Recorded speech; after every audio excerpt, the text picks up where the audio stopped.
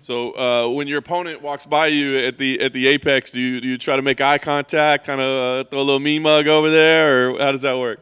No mean mug. I think I'm past that point. I think my first couple of fights, I was like, like giving them the little up and down look. But nowadays, we're just showing up to make some money, so it's no biggie. If anything, I am looking her up and down to be like, oh, legs are pretty big. Okay, she got a little butt. Might throw some hard push kicks. Okay, all right, cool. I dig it. So talk about stepping into this fight. I mean, were you? We know. I think you're always ready to fight, right? But I mean, was it important to you to try to get one more in before the end of the year? Most definitely. I've shown up to so many fight weeks this year and not been able to fight. So it was really important to me to just be able to test what I've been working on all year, test all those fight camps that rolled over from the first time I tried to fight Tisha, the Ashley Yoder time, the Amanda Lemos time. It's a lot of fight weeks that I was ready for and couldn't do because of COVID. Either I had it or they had it or whatever.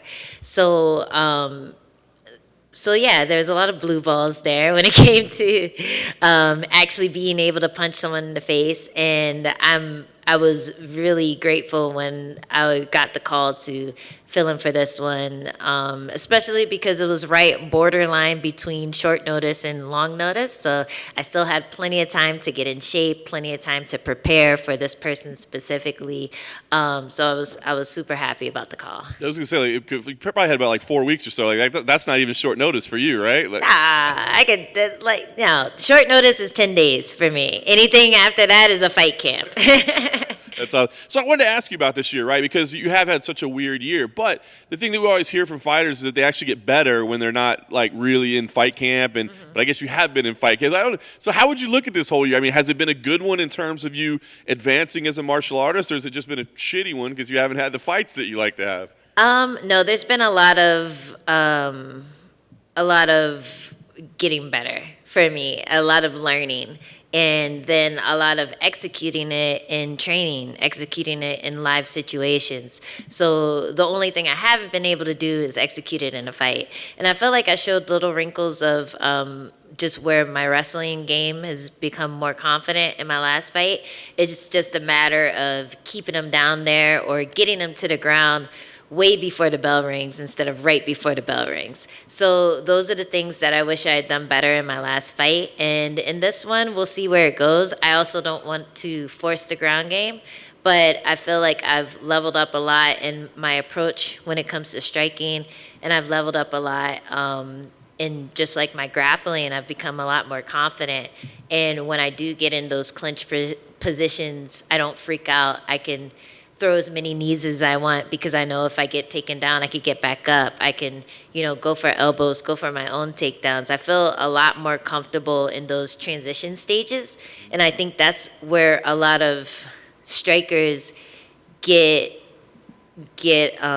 stuck, is where they don't know how to blend their wrestling and their striking, or their grappling and their striking, and they end up either doing one or the other. And I've done that my entire career. So I feel like I'm finally breaking through that wall and being able to blend better, and it feels really good. That's awesome. So what do you make of Amanda as an opponent? She's kind of the new flavor, right? She's the hot one that everybody's talking about with these first round finishes and that sort of thing. What do you think about her?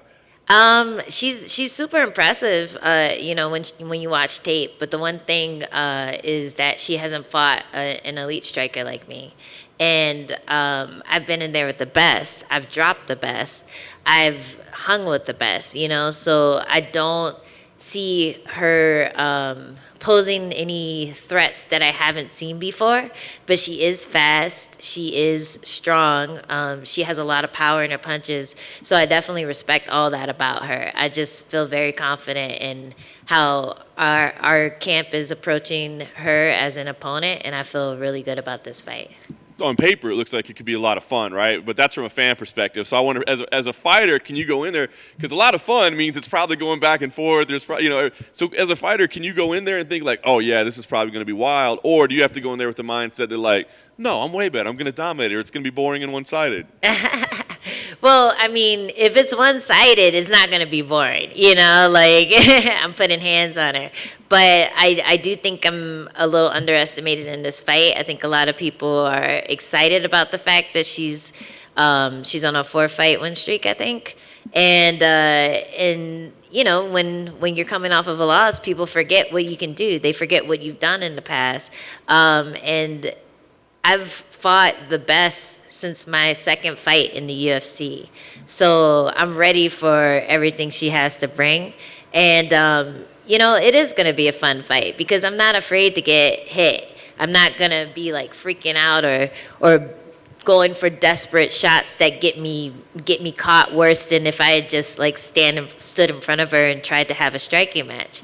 So it is going to be a fun fight when it comes to that. Like you're going to see punches and kicks thrown, you're going to see elbows, you're going to see like a lot of action. And I think her style, if anything, is really good for me because I like to pressure. She likes to wait. So it's going to be a battle of whose I guess technique is more resilient, whose technique is going to work better in this match. So we'll see. Nice. I'm looking forward to it. Last thing for me, big win here. Obviously, that'd be a great way to cap off the year. Are you thinking about next year, like what goals you have? I mean, are you like, I want to get 5 fights in, or hell, you might want more than that? I mean, what's the plan for next year? Man, I just want to win. I want to get finishes. Like that's my goal. That's been my goal this year, is just working towards getting finishes, working towards getting to positions that will give me a higher chance of getting finishes.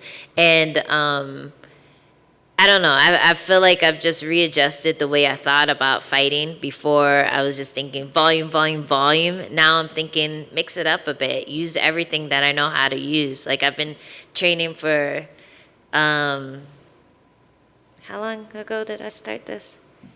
Since 2014, I had my first fight. So I've been understanding or trying to understand MMA for a long time. And I need to show it. I need to stop walking in as a striker, and I need to start doing everything. And I say it a lot, but I feel like I actually did it my last fight. Even though it didn't go my way, I actually did some of what I wanted to do. So if anything, it just got my confidence up more for the next one. Angela? Hey. Who do you think is next in line for the for Rosa's strawweight title? Who she just beat? Whaley? Yeah. I think Rodriguez. I think that would be fair. I think Rodriguez or Carla Esparza. I think either one of those would be fair. I think maybe Carla deserves it a bit more because she's been streaking a bit longer, and she has a win over Rose already. So I think Carla should get it next. But if I was Rodriguez, I would probably just wait for that call, because like there's a good chance that one of them don't show up. There's a good chance that you can slide in and take that fight. So I don't know. I think one of those two for sure. I just wanted to get your opinion on the fight last weekend between Amanda and Juliana. I mean, just madness.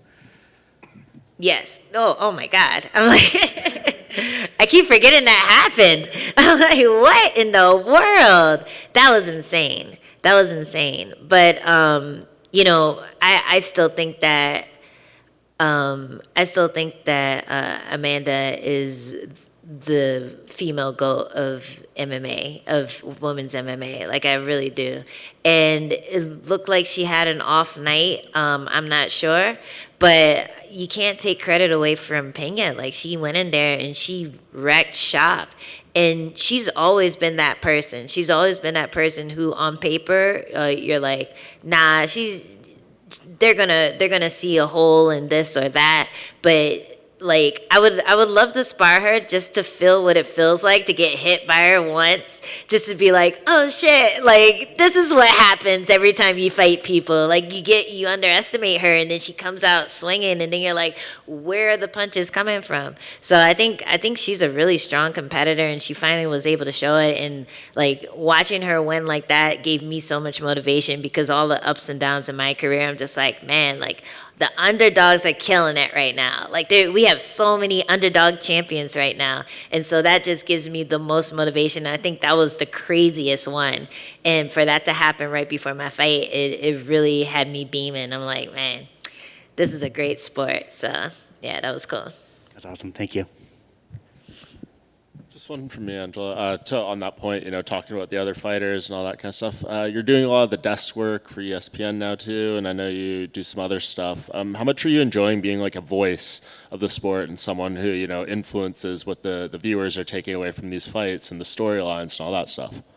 It's cool. I really like it. I think I get more stressed out for that than I do fight week, because I don't want to do a disservice to any of the fighters. I want to tell their story correctly. I don't want to mess things up. I know how butthurt I get when someone talks about me and they say something that I didn't do, or they misunderstand like a combination I was throwing. So I really try to study and understand the fighters and read about their background and everything. And that part stresses me out more than anything. But once the show happens, it really is nice to get good reviews from people, good feedback from people.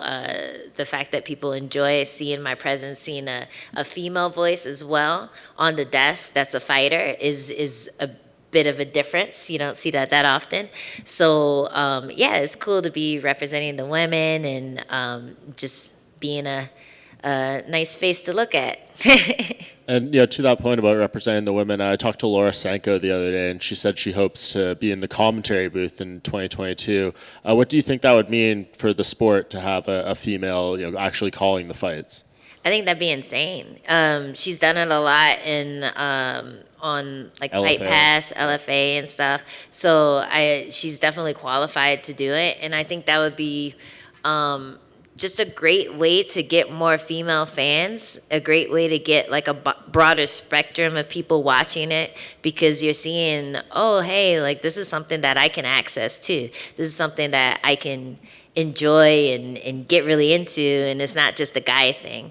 So I think it will just be great for MMA. In the same way, bringing women into compete was great for MMA. Awesome. Well, you're both doing a great job. Thank you. Thanks.